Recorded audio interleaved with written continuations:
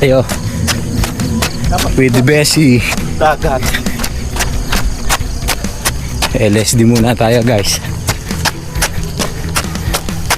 For 3 km, 7-Eleven. Ready for 7-Eleven.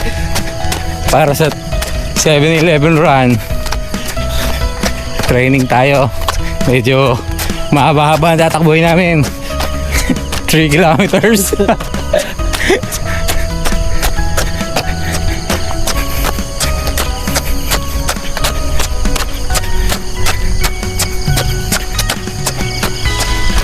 Dito kami sa ano ba?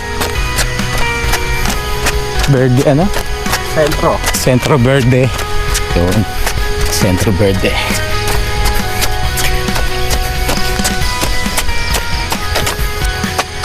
Almost 6K na kami. Start kami, madilim pa. 3 AM. Sabi nga sino si Raul ang tatakbo ng 3 AM? Siyempre, runners lang ang nakakaalam niya.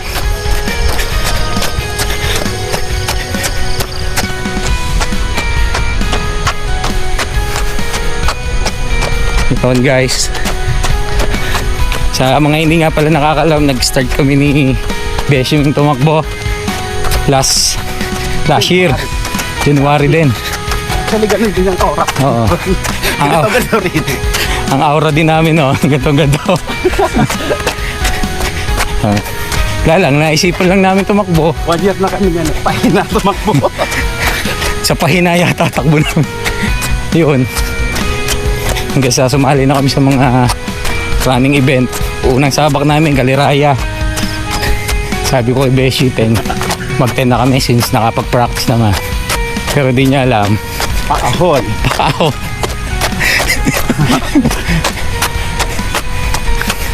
Okay naman. Kaya na naman ni Beshi. Hindi naman siya nakulelat kahit pa paano. Pag-podium din naman nung after ng event. After ng event, naka-podium naman. Yan na yung tao. Yung pala, emodium. Kasi nasakit na siya. Yun, sa mga nagbabalak mag-start ng running, okay lang na hindi kayo malakas. Start kayo ng jog lang or walking. Eventually yung katawan nyo mag-a-adjust na yun Kagaya ko, tagal ko natigil sa training. Huling takbo ko kasi October 2019 or 2019 bago mag-pandemic. Yun, after that wala na. Pa-gym na lang. Start ako ng 24 bumalik. Umuwi kasi nanay ko, sinamahan ko paglalakad lang. Una lakad-lakad lang. Ang timbang ko noon 110 kilo. So far ngayon naglalaro ang aking timbang sa 88. Pinakamataas ko na yung 88, 84, 88.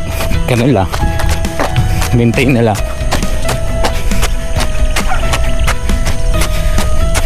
Especially maintain lang din. Pero marami siya mapahirapan ng mga bata pagdating sa endurance. Hindi naman siya ganun mabilis, pero pagdating sa endurance talaga marami siyang mahirapan ng mga bata. Hindi siya nainom. Partida pa yan ha. Hindi nainom ng tubig. Hindi yan nainom. Hinainom ng tubig. Bibira kasing uminom si Beshi ng alak pag may okasyon lang. Kaso araw-araw may okasyon. So yun, every Saturday, Sunday tumatakbo kami dito sa sa likod ng subdivision nila.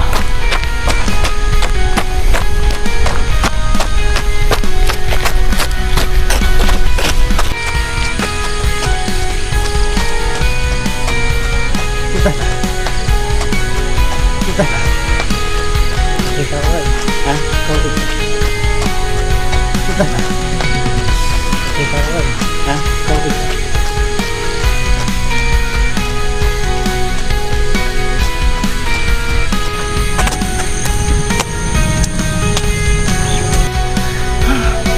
Yan guys, tapos na ang 10 kilometers run for today. Medyo pagod yata si Besia. Bali wala pala. 6:41. Yan guys, ano namin yon?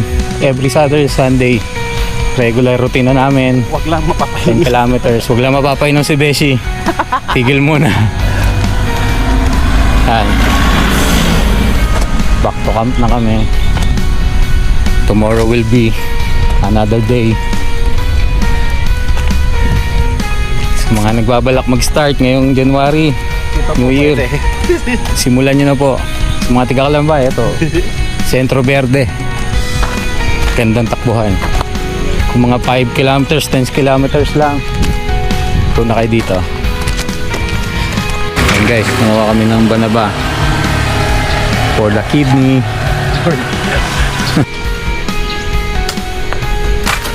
Ayan.